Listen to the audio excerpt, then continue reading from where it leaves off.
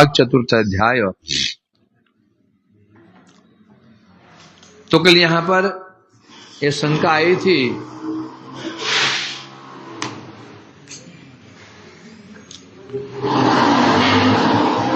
जैसे यदि उस वैकुंठ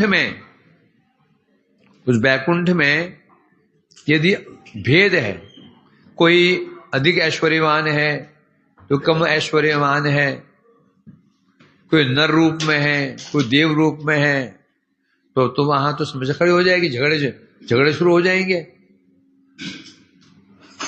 झगड़े तो होने संभव है ना, अशांति फैल जाएगी फिर तो। तब तो ऐसा लगेगा कि वहां माश्चर्यादि दोष भी हैं। जहां पर छोटे बड़े का भेद होता है, माश्चर्य उपेक्षा रहती है। जहां छोटे बड़े का भेद होता है वहां दो चीज आएंगी, माश्चर्य और उपेक्षा। बड़े वाला नीचे की उपेक्षा करेगा, पीछे हट, तेरी औकात है मुझे बात करने की, है? और छोटे वाले को बड़ी की बढ़ती हो जाएगी ईर्ष्या, तेरे को देख लूंगा मैं, तेरे को देख लूंगा, झगड़े शुरू। यहां तो ये भी तो होता है ना, सीनियर अब रोब झाड़ता है, जानता है मेरे 3 साल हो गए, मैं सीनियर हूं, मैं 3 साल से मरफू हूं, मैं 3 साल से, पता है तुमको? और 2 दिन का बच्चा मेरे साथ जवान चलाता है, वो बोलता है तेरे को दिखाऊंगा मैं, तो मेरे को थोड़ा सीनियर हो जाने दे। 3 साल, हाँ, ये 3 साल में जानते हो प्रभु जी मैं सीनियर हूं, मुझे ऐसी बात कह रहा हो, तो कितने साल हुए में? 3 साल। 30 साल हमको हो गए, हमें लगता है नहीं कि हम सीनियर हो चुके हैं, और 3 साल सीनियर मान लेते हैं। हमें लगता ही नहीं कि हम 38 साल में हो गए, लगता कुछ वही 3 साल अपने सीनियर मान लेते हैं, 3 साल, ये हाल है। तो वहां तो माश्चर्य ईर्ष्या तो होती होगी, बोलता नहीं होती। क्यों नहीं होती? क्योंकि वहां पर जितने भी भगवान के परिकर हैं, वैकुंठवासी हैं, सभी सर्वशक्तिमान हैं, सर्वसमर्थ हैं। तो कोई कम अधिक ऐश्वर्यवान है, कोई अधिक ऐश्वर्यवान, ये क्या चक्कर है तो सभी सर्वसमर्थ। भगवान की सेवा के लिए कभी कोई कम ऐश्वर्य प्रकाशित करता है, कोई अधिक ऐश्वर्य प्रकाशित करता है, ईर्ष्या का मतलब ही नहीं है ना। 2 समान कोटि के आदमी हैं, दोनों ही करोड़पति हैं, दोनों के पास ही गाड़ी है। कौन सी गाड़ी? महंगी गाड़ी कौन सी होती है? हाँ, मर्सिडीज। कौन सी? रोयल, रोड कोयल, रोल्स रॉयल, दोनों पे गाड़ी है, दोनों पे एक गाड़ी है, दोनों पे दो हवेली हैं, समान है। अब कहीं निमंत्रण कहीं गए, अनुष्ठान में गए, एक तो उसी गाड़ी में गया महंगी वाली में, एक गया रिक्शे में, एक रिक्शे में गया है, एक गाड़ी में गया। अब वहां क्या हो जाएगा? जो बड़ा जो गाड़ी वाला है वो पीछे हट, गाड़ी इसको रिक्शे में आया है, पीछे हट, बोलेगा उसको? क्यों नहीं बोलेगा? मुझे पता है ये मुझसे कम नहीं है, मैं बराबर ही है, किसी कारण से रिक्शे में आया, उसकी उपेक्षा नहीं कर सकता। और नीचे वाला भी बड़े से ईर्ष्या नहीं करेगा। ईर्ष्या किससे होती है? जो हमसे श्रेष्ठ हो, वो जानता है इसकी औकात मुझसे अधिक है ही नहीं ना, जो औकात है मुझसे अधिक नहीं है, ईर्ष्या कहां से होगी? समझे कि नहीं? एक व्यक्ति महाज्ञानी है, दोनों महाज्ञानी है, एक व्यक्ति ज्ञानी होने पर भी ज्ञान को प्रकाशित नहीं कर रहा, छावनी बनकर रहता है। जो ऊपर चढ़ गया, उसे पता है ये नीचे वाला भी कम नहीं मुझसे, वो पीछे अलग बात है, दिखा नहीं रहा है, तो कभी अपने वो क्या बोलते हैं उसको, डैश मारेगा, जानता मैं क्या हूं, तू कुछ नहीं है, बोलेगा उसको? क्यों? ये कम नहीं है। और नीचे वाला जो आगे बढ़ रहा है उसे ईर्ष्या करेगा? क्यों नहीं करेगा? जो ये कर सकता है तो जो ये कर रहा है वो तो मैं भी कर सकता हूं। तो ना तो ईर्ष्या होगी ना उपेक्षा होगी। यदि ऐसा है तो, यदि नीचे वाले की भावना ये है, मैं नीचा हूं, मैं इससे बहुत कम हूं, उसको यह बैठा हुआ हृदय में, मैं इसमें निकृष्ट हूं, ये उत्कृष्ट है, ईर्ष्या हो जाएगी। ऊपर वाले की भावना है मैं श्रेष्ठ हूं, ये निकृष्ट है, तो वहां पर उपेक्षा आ जाएगी। ऐसा है कि नहीं है? प्रभु वैकुंठ की विशेषता क्या है? वह सभी सर्वसमर्थ हैं, सबका ऐश्वर्य समान है। अब कोई स्वेच्छा से कोई अपने ऐश्वर्य को कम प्रकाशित कर रहा है तो कोई अधिक प्रकाशित कर रहा है, परंतु है सबके सब समान ही ऐश्वर्यवान है। इसलिए वहां पर ईर्ष्या और द्वेष का मतलब ही नहीं है। नंबर दो, चलो मान लिया एक व्यक्ति, मेरे को उदाहरण दिया गुरु सेवकों में, एक गुरु सेवक है, बहुत पढ़ा लिखा नहीं है, वह घर में झाड़ू पोछा करता है, गुरुजी कपड़े धो देता है, झाड़ू पोछा कर देता है। दूसरा पढ़ा लिखा बहुत ही योग्य व्यक्ति है, बहुत योग्य व्यक्ति है। अब यहां तो लग रहा है तो छोटा वाला है, वो तो पढ़ा लिखा ही नहीं है, उसको योग्यता नहीं, वो झाड़ू पोछा करता है बस। और दूसरा वाला जो है महा योग्य है, तो यहां तो संभावना है लड़ाई झगड़े की? नहीं। क्यों नहीं है? छोटा वाला समझेगा, देखो ये, उसको प्रणाम करेगा, सम्मान करेगा कि देखो तू गुरुजी कितनी हेल्प कर रहे हो, कितनी सहायता कर रहे हो। गुरुजी बड़े बड़े काम तुम क्या करते हो, हल कर देते हो, गुरुजी को परेशानी नहीं होती, तो स्वयं सब काम तो सब गुरुजी से, सर भार गुरुजी का संभाल रखा भाई, वो दंडवत प्रणाम। ईर्ष्या होगी उसको, नीचे वाले को है? और बड़ा वाला क्या देख रहा है, देखो ये कैसी सेवा करता है, मैं तो झाड़ू लगा नहीं सकता, मेरे बस का नहीं है। झाड़ू लगाता है, पोछा लगाता है, बर्तन मांजता है, क्या दीनता इसके अंदर है। क्या वो उसकी उपेक्षा करेगा? परंतु ये कब होगा? दोनों का एक ही लक्ष्य हो, गुरु की संतुष्टि, बस। उस दृष्टिकोण दोनों समान है, उसका भी उद्देश्य वही है, उसका भी उद्देश्य यही है, तो वहां पर झगड़े होंगे नहीं, जो जगत इस संसार में असंभव है, वो वहां वैकुंठ में संभव है। वो वैकुंठ में सबका एक ही लक्ष्य होता है। क्या लक्ष्य होता है?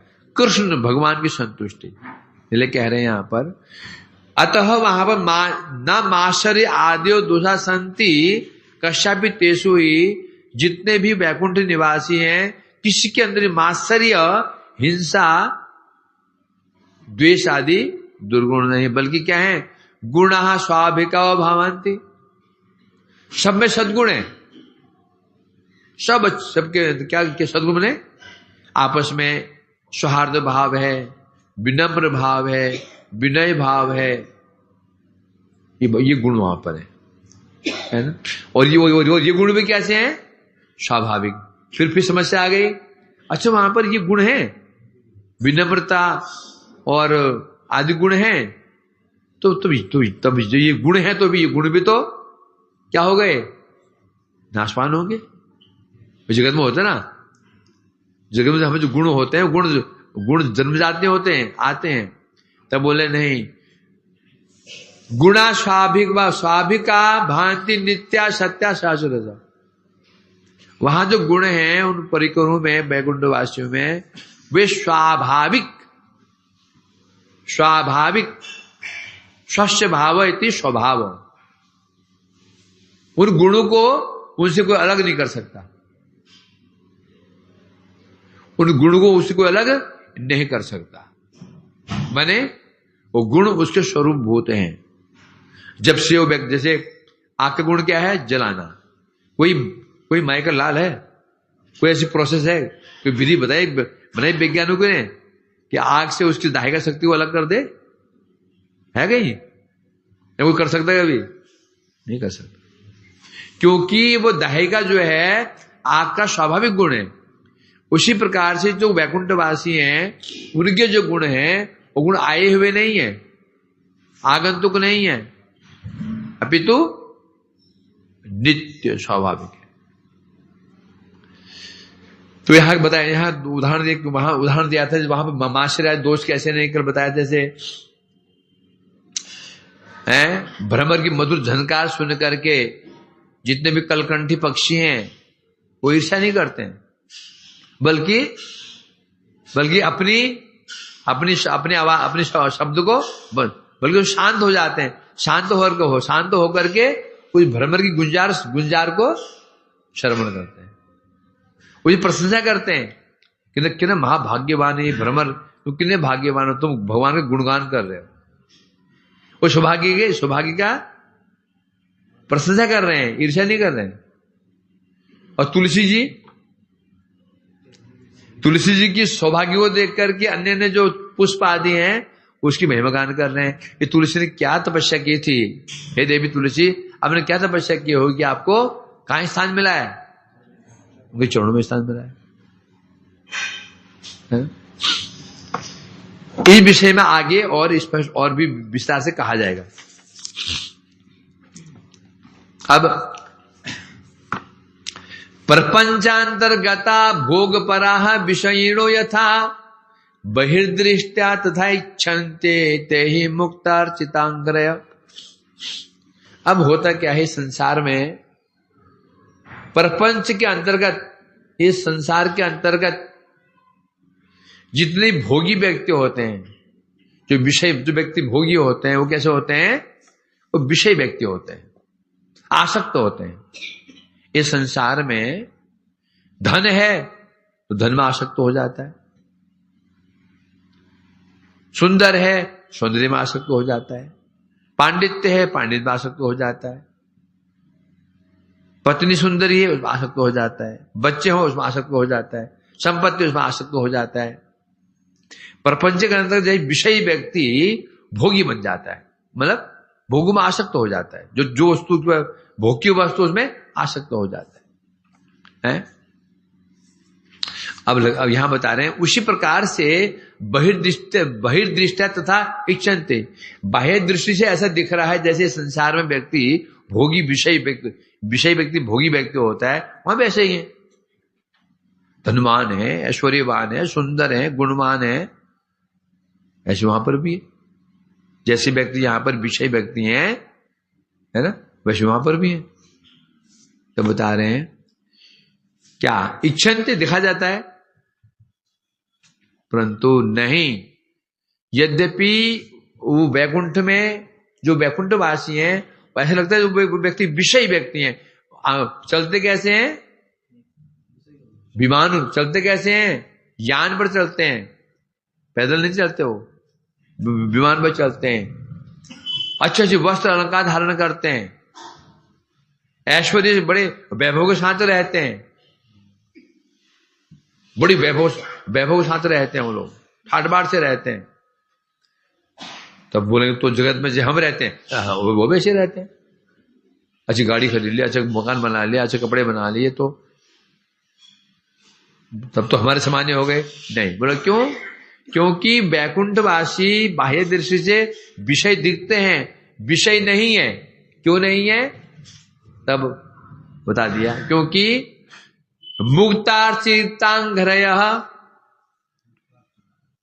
मुक्ता अर्चितांग्रय, बड़े बड़े मुक्त लोग भी उनके चरणों की वंदना करते हैं। मुक्तार्चिता, वो जो वैकुंठवासी हैं, बड़े बड़े मुक्त लोग, संसार जो विरक्त हो चुके हैं, वो मुक्त लोग भी उनकी वंदना करते हैं।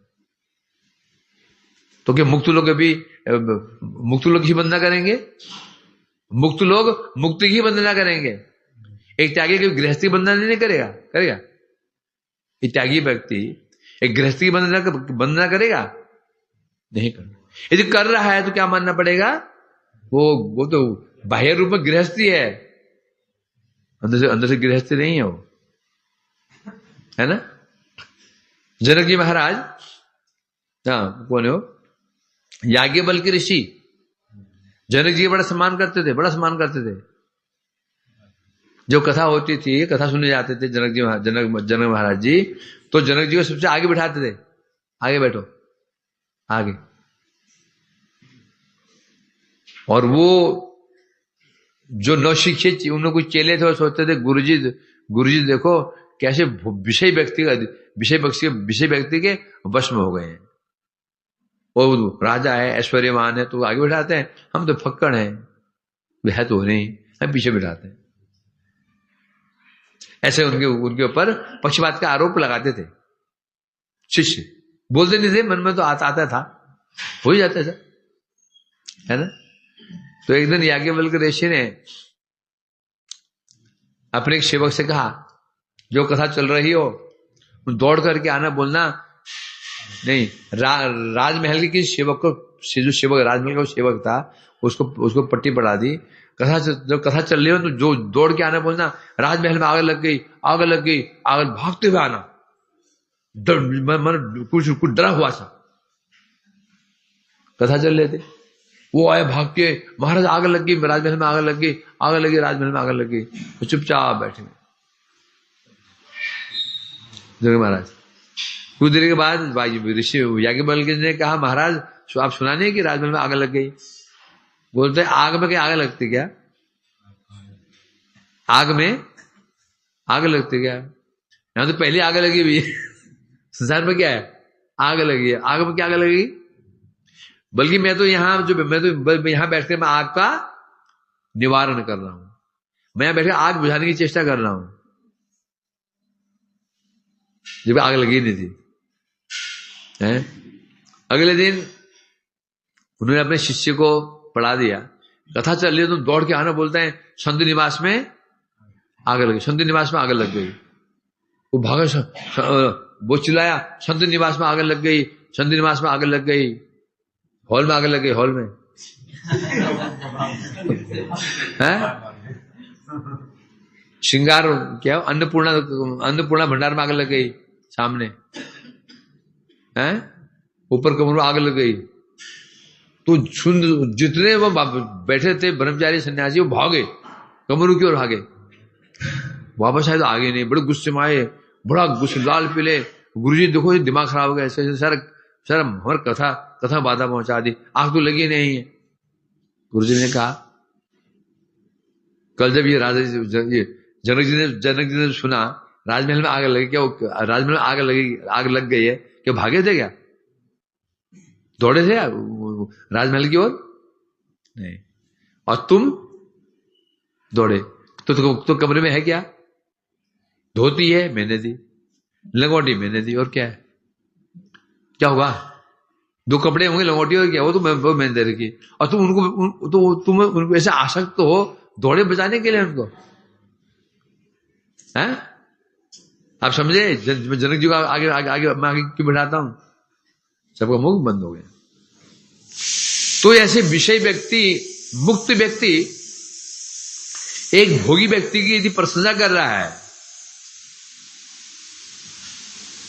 तो समझो वो व्यक्ति भोगी हो ही नहीं सकता, है ना। इसलिए कह रहे हैं यहां पर, यदि वैकुंठवासी बड़े ठाट बाट से रहते हैं, ऐश्वर्य से रहते हैं, होने पर भी बड़े बड़े मुक्त अर्चितांग्रह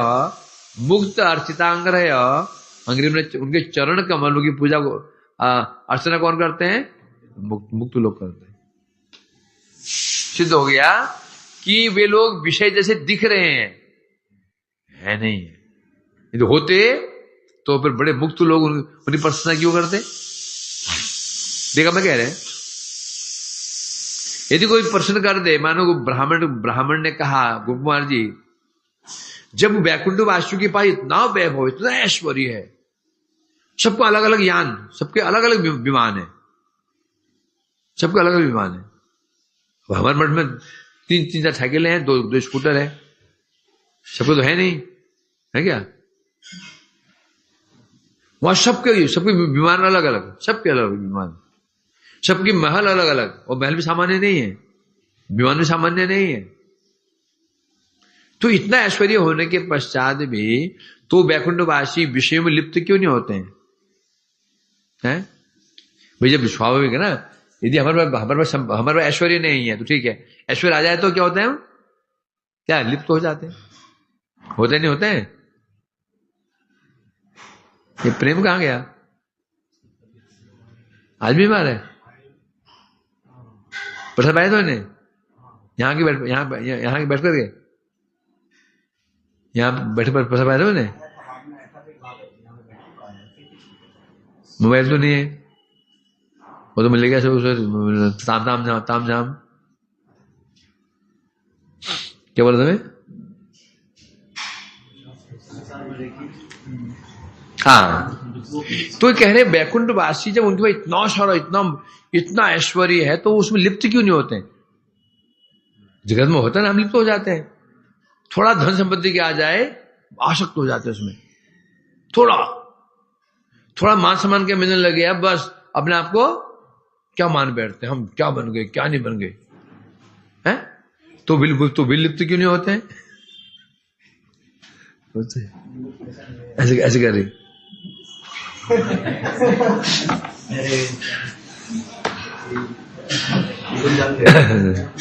वही इशारा कर रही हो। ये तो शिक्षित बच्चे होते हैं, मैंने उदाहरण हो करके भागते भी।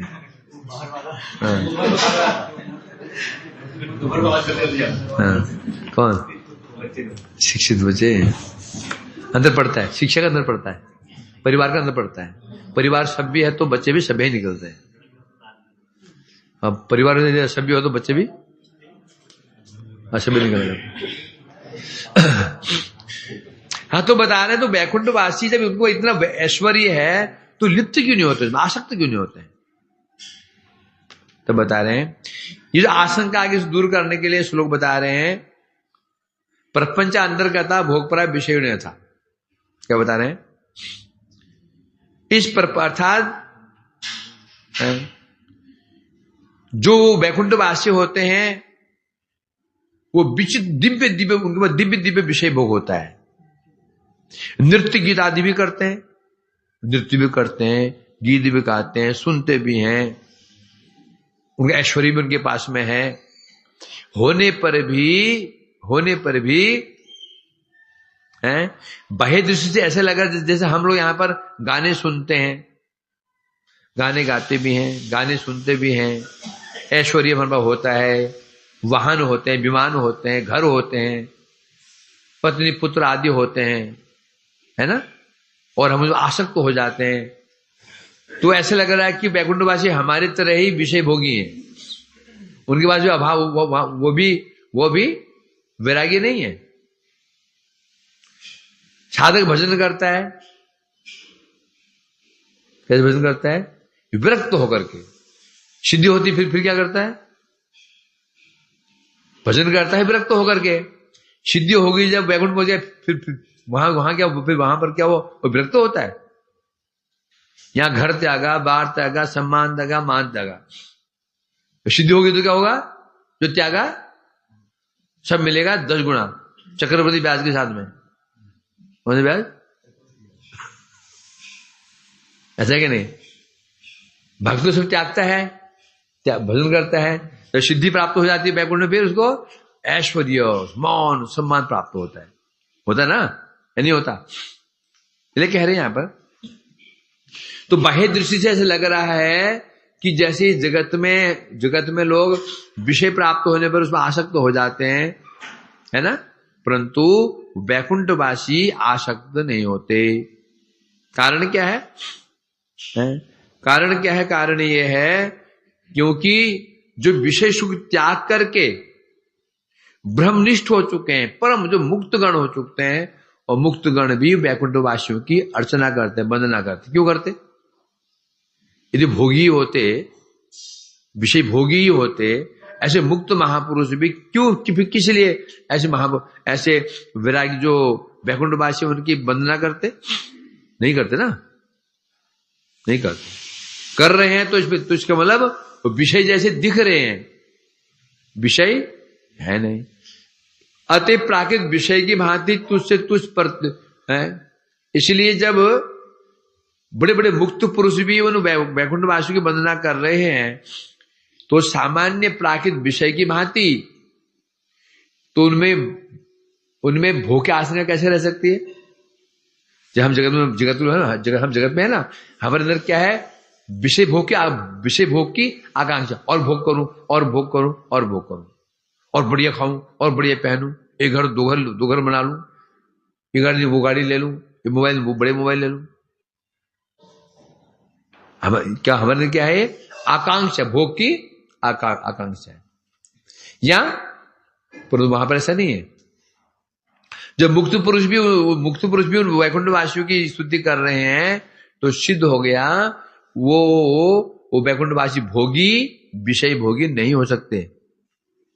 दिख जरूर रहा है वो भोगी जैसे हैं, भोगी नहीं है, ये बता रहे हैं। भागवत में कहा गया जैसे बता रहे, बेमानिका छलना चरितानि शाश्वत गायन्ति यत्र समल क्षपणानि भरतु अंतर्जले अनुविकसत मधुमाधवेनाम गंधेन अखंडित धियो अप्यनिलम क्षिपंता। वैकुंठवासी है ना, उनका ऐश्वर्य कैसा है बता रहे हैं। जो वैकुंठवासी उनका ऐश्वर्य कैसा है? वैमानिका छलना चरितानि शाश्वत गायन्ति। जो वैकुंठवासी हैं वो क्या करते हैं? विमानचारी हैं, विमानों पर विचरण करते हैं। और कैसे विचरण करते हैं? छलना, अपनी प्रियाओं के साथ में। वैकुंठवासी अपनी प्रियाओं के साथ में वैमानिका विमानों पर विचरण करते हैं। और विचरण करते क्या करते हैं? शाश्वत गायन्ति, गान करते हैं। क्या गान करते हैं? भगवान जो पवित्र समल क्षपणानि भरतु, अपने जो उनके प्रभु श्री भगवान हैं, उनके जो भरतु भगवान हैं, उनकी क्या पवित्र माने समस्त प्रकार के पापों को नाश करने वाली पवित्र कथा है, उनका गान करते रहते हैं। विमानों पे चलते हैं तो विमानों पे, और कर क्या रहे हैं? आपस में अब आप भोग विलास नहीं कर रहे हैं, मजे नहीं पा रहे विमानों में बैठ करके। क्या कर रहे हैं? गुणगान कर रहे हैं। बता रहे यहां पर। और क्या महिमा उनकी है बता रहे। कहां चला गया? हाँ। और अंतर्जले सुविकसन मधुमाधवी नाम गंधेन खंडित धियो अप्यनिलम क्षिपंत। और वो ऐसे परमत्ते हैं, दोनों वो वैकुंठवासी और दोनों प्रेमी प्रेमिकाएं, प्रियतम प्रीतमाएं ऐसे मदमस्त हैं कि सरोवरों में पुष्प खिले हुए हैं। कौन पुष्प खिले हुए हैं? माधवी जो माधवी पुष्प खिले हुए हैं जल में, माधवी पुष्प खिले हुए। तो उन पुष्प की सुगंध वायु के माध्यम से वो विमानचारी जो वैकुंठवासी उनके नासिका रंध्र में प्रवेश कर रही है। परंतु वे उस सुगंध के प्रति आकर्षित नहीं हो रहे हैं। यहां तक कि क्या कर रहे हैं? क्या? गंधेन खंडित धियो अप्यनिलम क्षिपंतः, बल्कि वे जो वैकुंठवासी विमानों में विचरण कर रहे हैं, गान कर रहे हैं, जो वायु उस गंध को वहन कर रही है। अनिल मन क्या होता है? वायु। क्षिपंता, उस वायु की भी निंदा कर रहे हैं। जो वायु सुगंध उनको पहुंचा रही है, उस वायु की भी निंदा कर, मतलब वायु को भी निंदा कर रहे हैं। अर्थात क्या है? मतलब कि इतना विषय तो खूब है उधर, परंतु ऐसे ऐसे भगवान की सेवा में डूबे रहते हैं, उन्हें विषय स्पर्श नहीं करता है। तो यही भाई ये कह रहे हैं, अर्थात माधवी लता, माधवी जो पुष्प सुगंध, उन्हें अपनी ओर खींचती जरूर है, परंतु खींच नहीं पाती है, बल्कि वे उस वायु की निंदा करना शुरू कर देते हैं। धिक्कार इस वायु को, देखो कहा ये भी प्रभु की सेवा करती, ये उल्टा कर रही है, ऐसे धिक्कार है वायु को। इससे भी दिख जाता है वैकुंठवासी बहुत सुखी है, आनंद में बहुत सुख, उनके पास ऐश्वर्य है, बहुत उनके ऐश्वर्य है, वैभव, बहुत सारे ऐश्वर्य होने पर भी उस सुख को त्याग करके भजन आनंद में मग्न रहते हैं। सुख तो उनके पास है, बहुत सुख उनके पास, पर वो सुख को भोग नहीं करते हो, है भोग नहीं करते, उसमें आसक्त नहीं है। उस सुख में रह करके ही क्या करते हैं, वो आस्वादन क्या करते हैं, उस विषय सुख आस्वादन नहीं कर रहे हैं, भजन आनंद, भगवान का गुणगान कर रहे हैं, सेवा कर रहे हैं, उसका आस्वादन कर रहे हैं, तो विषय नहीं हुए। जगत में क्या होता है, जब विषय आता है व्यक्ति सब भूल जाता है, विषय में डूब जाता है बस, है ना, इसलिए क्या है, बल्कि भक्ति भूल जाता है। एग्जाम्पल कौन है, अभी तो एग्जाम्पल है, अच्छा भला हरिनाम करते थे, हैं, किसी ने बढ़िया क्वालिटी का मोबाइल दे दिया, बड़े मोबाइल दे दिया, भजन गया, माला गई, समझे क्या नहीं, मोबाइल हाथ में आते ही 16 माला कम हो गई, पहले महीने में, दूसरे महीने में 16 माला और कम हो गई, 1 लाख करते थे, आगे 16 माला, वो भी मोबाइल देखते हुए। समझे क्या नहीं, मतलब हमारी क्या स्थिति है, विषय भोग प्राप्त होते ही हम भगवान को, भक्ति को भूल जाते हैं। और वे कैसे हैं, विषय भोग प्राप्त होने पर भी है, तो बोलेंगे तो जब आसक्ति नहीं छोड़ती क्यों नहीं, जब आसक्ति नहीं तो विषय छोड़ देते हैं, छोड़ देना चाहिए ना। छोड़ेगा कौन छोड़ेगा, है कौन छोड़ेगा विषय को, छोड़ा उससे नहीं हो जिन्हें पकड़ा हुआ हो, उन्हें विषय भोग किया ही नहीं है, बल्कि वो जो उनके पास जो विषय भोग है, उस विषय भोग को कहां लगा रहे हैं, भगवान की सेवा में लगा रहे हैं। गायक हैं, वैकुंठवासी से गायक हैं, बहुत से गायक हैं, परंतु गायक उसमें आसक्त नहीं है। जो गायक जो गुण है उसे कहां लगा रहे हैं, सेवा में लगा रहे हैं। इसलिए छोड़े क्यों, निर्विन्नो नातिशक्तो भक्ति योग से सिद्धिदा। जो भक्त होता है ना तो परम विरक्त होता है, ना परम आसक्त होता है, यह अंतर पड़ता है। ज्ञानी और योगी लोग वैरागी होते हैं, क्या होते हैं, वैरागी होते हैं, और भक्त ना तो विरक्त होता है ना आसक्त होता है। तो इसलिए उसे सिद्धि प्राप्त हो जाती है, क्योंकि यदि बहुत विरक्त ही हुआ तो भक्ति नहीं मिलेगी, आसक्त ही हुआ तो भक्ति नहीं मिलेगी, ना निर्विन्नो ना तो सक्त। तो व्यक्ति वो विरक्त होता क्यों नहीं है, विरक्त क्यों नहीं होता, बताओ। भक्ति विरक्त क्यों नहीं होता संसार से, भक्त संसार से विरक्त क्यों नहीं होता, वो जानता है ये संसार की प्रत्येक वस्तु भगवान की सेवा की वस्तु, विरक्त क्यों होगा, ये जगत, पूरे जगत की जितनी वस्तु है भगवान की सेवा की वस्तु है, तो विरक्त कैसे हो सकता है? एक शेठ जी के नौकर को शुगर था, क्या था, शुगर, और शेठ जी 1 किलो आधा किलो वो ले आए, रबड़ी ले आए, बोले बेटा इसको रख दे फ्रिज में, उसको शुगर है, उसने उठाया बाहर कुत्ते को खिला दिया। आप टेबल पे जब रबड़ी नहीं आई, रबड़ी कहां गई, मैं कुत्ते को खिला दी, क्यों खिला दी, कि शुगर खाने से, रबड़ी से शुगर हो जाती है, हानिकारक है, फेंक दिया मैंने। क्या बोलेगा वो, शुगर तेरे को है मेरे को है,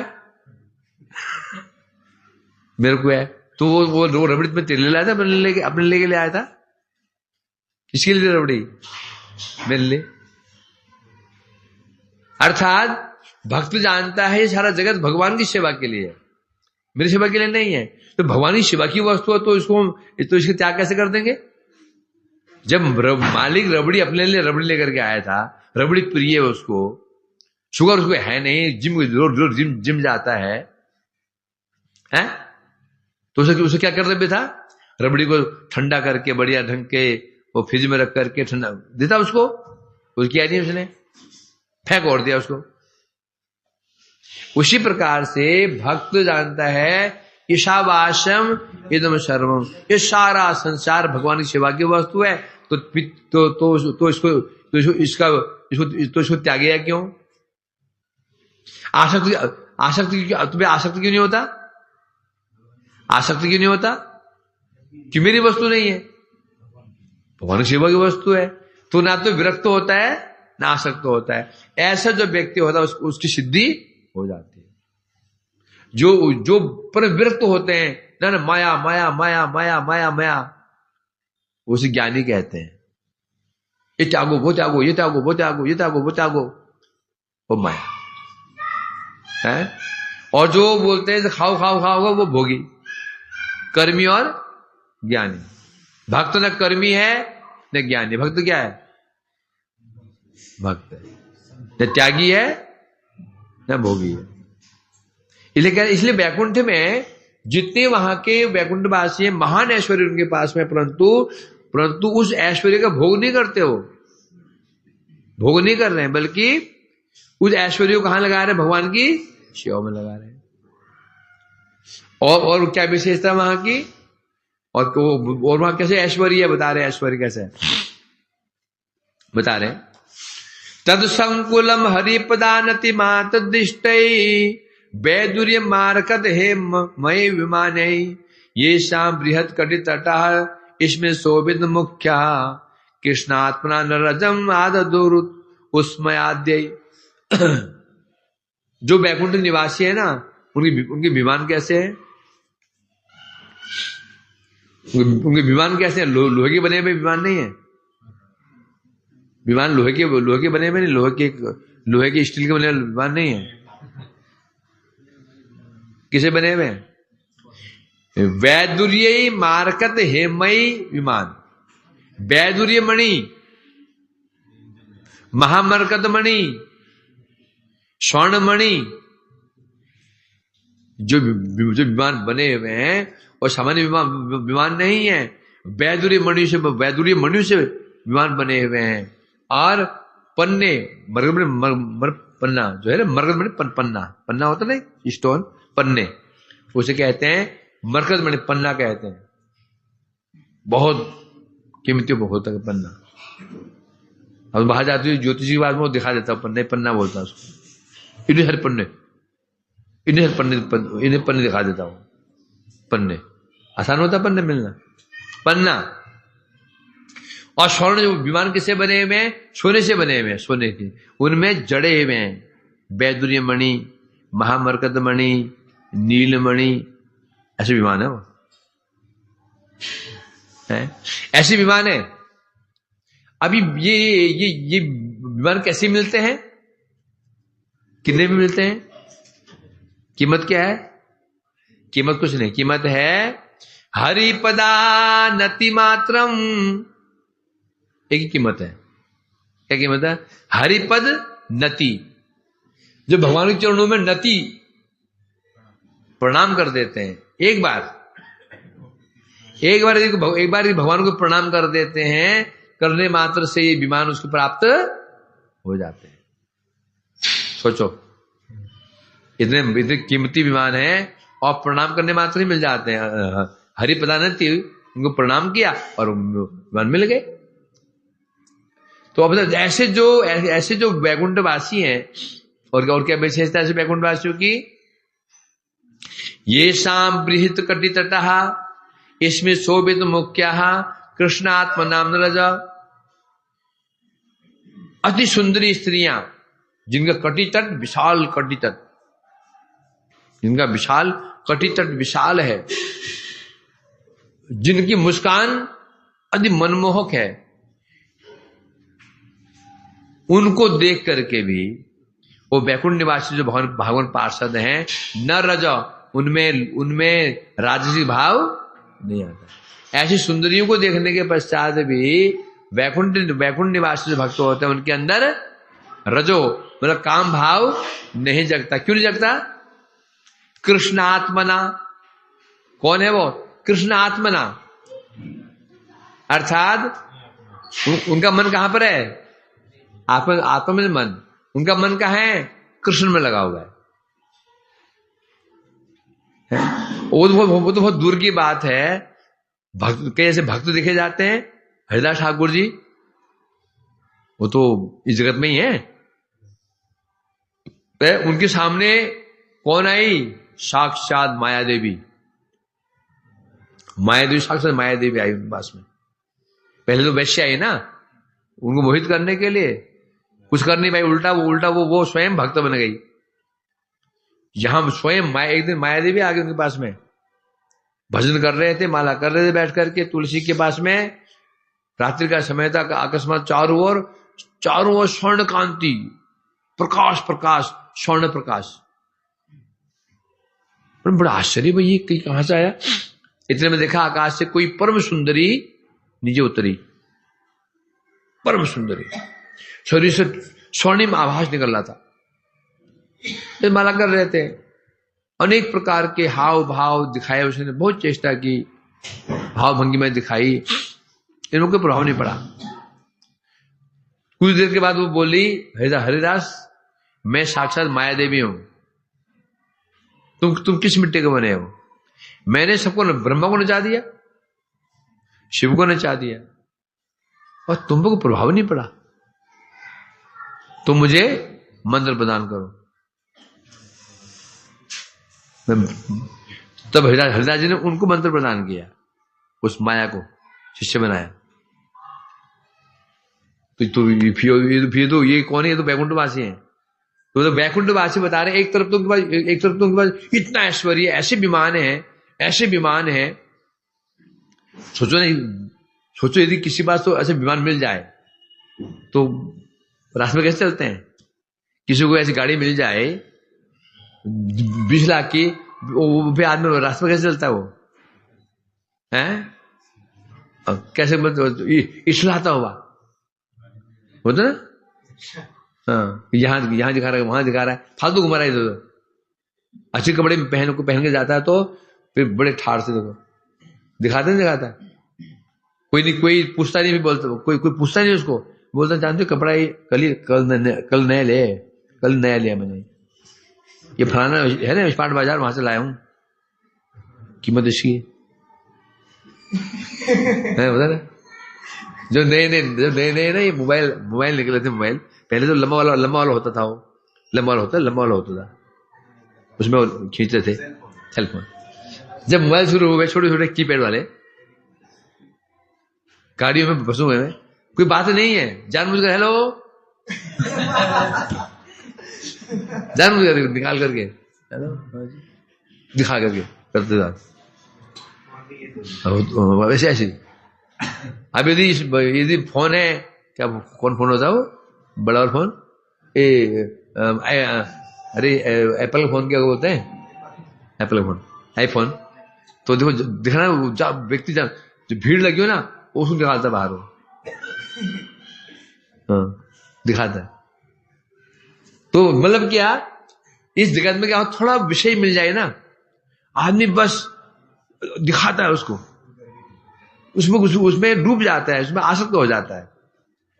वैकुंठवासी ऐसी विमानों में विचरण कर रहे हैं, ऐसी ललनाओं का आकर्षित करते हैं, तो उनको आकर्षित नहीं कर पाती है, बल्कि उनको देखते भी नहीं हो। क्यों नहीं देखते हैं? क्योंकि कारण क्या है? कृष्ण मना, कृष्ण आत्मना। उनका मन कहां पर है? कृष्ण में है। अर्थात वो क्या खा रहे हैं? रसमलाई खा रहे हैं, रसमलाई। ये भी रसमलाई खा रहा हो, बगल में कोई खड़ा हो सनातन, तो प्रभु जी ये खाएंगे बूंदी लड्डू है? मैं खाऊं रसमलाई, प्लेट भरी हुई है गबागब, और सनातन कह रहा पूछी ये खाएंगे बूंदी के लड्डू, ये जलेबी तेल की बनी हुई है, खाएगा? पिछड़। क्योंकि कारण क्या है? वे भगवान का गुणगान कर रहे हैं, अर्थात भजनानंद। क्या कर रहे हैं? शिवानंद। जो प्रभु का भजन कर रहे हैं, तुमको आनंद प्राप्त हो रहा है, उस आनंद के आगे स्त्री, ये ऐश्वर्य क्या है? कुछ भी नहीं है। इसलिए कह रहे हैं, इसीलिए बता रहे हैं यहां पर, वैकुंठ वासियों के पास महान ऐश्वर्य है, होने पर भी उसमें आसक्त नहीं है। क्यों आसक्त नहीं है? क्योंकि उनका जो सब जानते हैं, जो ऐश्वर्य किसके लिए है? ये भगवान की सेवा के लिए। आसक्त नहीं होते हैं। कारण एक ही कारण है, उनकी आत्मा भगवान में समर्पित है। भोग किससे होता है? भोग किससे होता है? मन से। हम किसी रूप के दर्शन का आनंद लेते हैं, किससे? मन से। बड़े रसपान करते हैं जीवा से, आस्वादन किससे होता है? मन से। अच्छा, गाने सुन रहे हैं, आनंद किससे लेते हैं? मन से, है ना? रूप रस गंध शब्द स्पर्श हम आनंद लेते हैं, आनंद किसे लेते हैं? मन से। अब मन ही यदि कहीं और हो तो अरे वहां छोड़ दो, इस संसार में देखा जाता है, एक व्यक्ति को गाने, बड़े फिल्मी गाने या क्रिकेट आदि बहुत प्रिय था, बहुत प्रिय था। अब सामने वो टीवी में वो आ भी रहा है, परंतु बेचारे का मन कहीं और है, कि किसी झगड़ा हो गया, किसी ने अपमान कर दिया, झगड़ा हो गया, कोई प्रिय वस्तु खो गई या कोई मर गया। अब देख तो रहा है वो, उसका आनंद आएगा? क्यों नहीं आएगा? मन की ओर चला गया, है ना? उसी प्रकार से जो वैकुंठवासी है, उनका मन कहां पर है? भगवान में। जब मन भगवान में है, आस्वादन तभी होता है जब मन वहां रहे। रसगुल्ला खा रहे हो तो रसगुल्ला खा रहे हैं तो मन कहां होना चाहिए? रसगुल्ले में होना चाहिए। मन रसगुल्ले में नहीं है, आंख तो रसगुल्ले में है, आंख तो रसगुल्ले में खा रहे हैं, मन कहीं और है तो नहीं होगा। तो वैकुंठवासी जो भक्त होते हैं, उनका मन कृष्ण में होता है।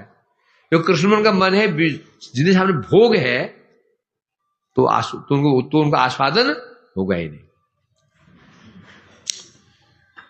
ते निर्विकारता प्रांत सीमा प्राप्तास तन्वते विकार लीलया चित्राम प्रभु लीला अनुसारिना। वो वैकुंठवासी कौन है? निर्विकार था प्रांत सीमा। प्रांत सीमा मतलब क्या है? प्रांत सीमा क्या होता है? चरम सीमा। प्रांत मतलब चरम सीमा, अर्थात जो वैकुंठवासी हैं, निर्विकारता की चरम सीमा को प्राप्त कर चुके हैं। निर्विकारी है वो, निर्विकारता की चरम सीमा। जगत में एक साधक निर्विकारी होता है, साधक होता है, उससे भी चरम सीमा किसकी होती है? निर्विकारी कौन होता है? भगवान के भक्त वैकुंठवासी है। अब बोले यदि निर्विकारी है तो फिर आस्वादन कैसे करेंगे? आस्वादन करने के लिए क्या चाहिए? विकारी। आस्वादन करने के लिए मन में क्या होना चाहिए? विकार होना चाहिए। मन में विकार नहीं है तो सुख आस्वादन नहीं कर सकते हो। कर सकते क्या? मन में कोई विकार ही नहीं है, कैसे होते ना? क्या खाएंगे? कुछ भी खिला दो। ये शाही पनीर कैसे बनाए? ठीक ही बनाए। करेला वो भी ठीक है, सब ठीक है। जो खिला दो ठीक है उसके लिए, जो खिला दो वही ठीक है उसके लिए।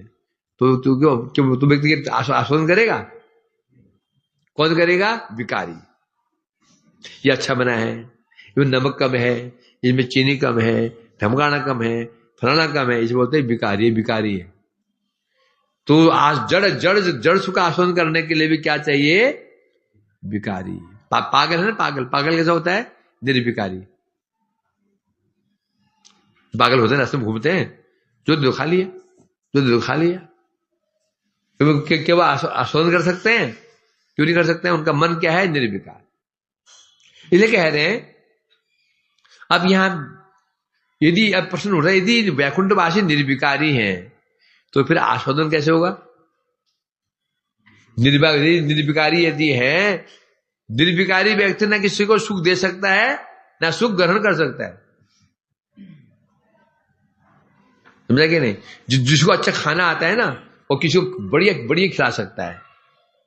पहनने का शौक है, ठाकुर श्रृंगार बढ़िया कर सकता है। खाने का शौक है, ठाकुर बढ़िया खिला सकता है। जो खाने का शौक नहीं, कोई शौक नहीं है, जो मिला खा लिया, वो कभी भी बढ़िया बढ़िया रसोई नहीं बना सकता, हो ही नहीं सकता। पहनने का शौक नहीं, भरत जी को पहने शौक है तो पोशाक भी नहीं पहना जाता है।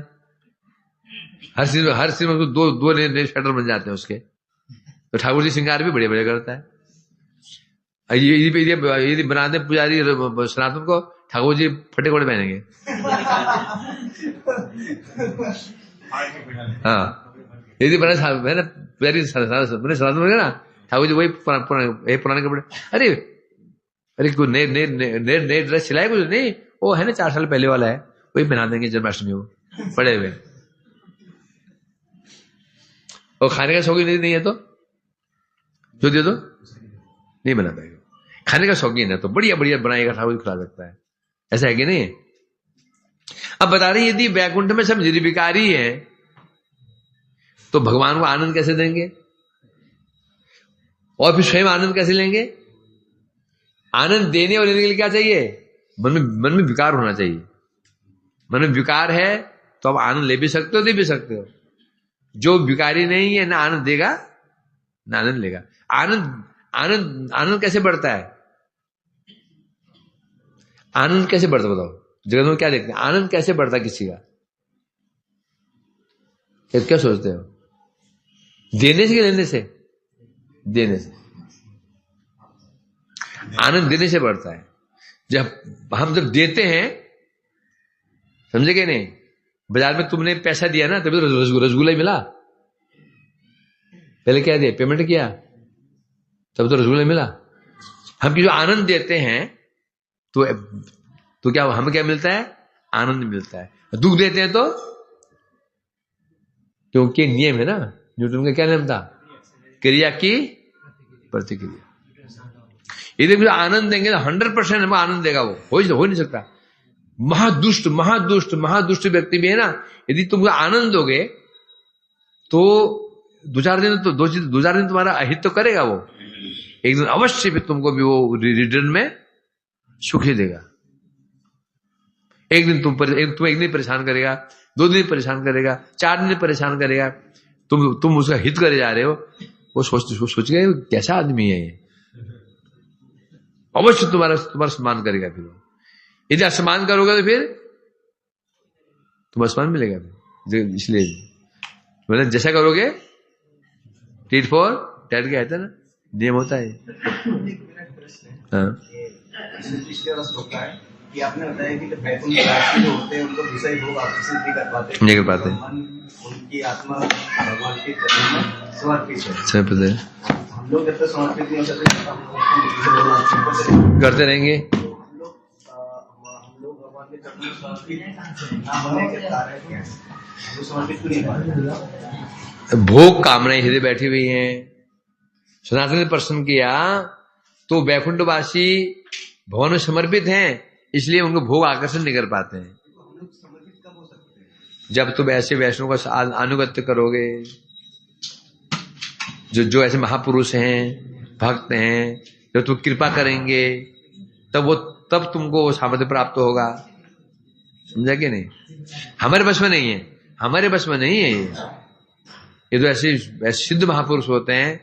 जैसे ना वैश्य हीरा भाई, उस पर कृपा कर दी, क्या से क्या बन गई वो। हमारे बस में नहीं है। हमारे बस में केवल एक ही क्या है, क्या बस में क्या है? रो पीटो छटपटाओ, चरण पकड़ो, कृपा करो कृपा करो कृपा करो, चरण पकड़ो उनके, और कोई नहीं। हमारे हाथ में केवल प्रार्थना करना है बस। ऊपर हम कुछ नहीं कर सकते, प्रार्थना कर सकते हैं बस। प्रार्थना करने पर वो शक्ति प्रदान कर दें तो हो जाएगा, अपनी चेष्टा से नहीं होगा। हरि बोल।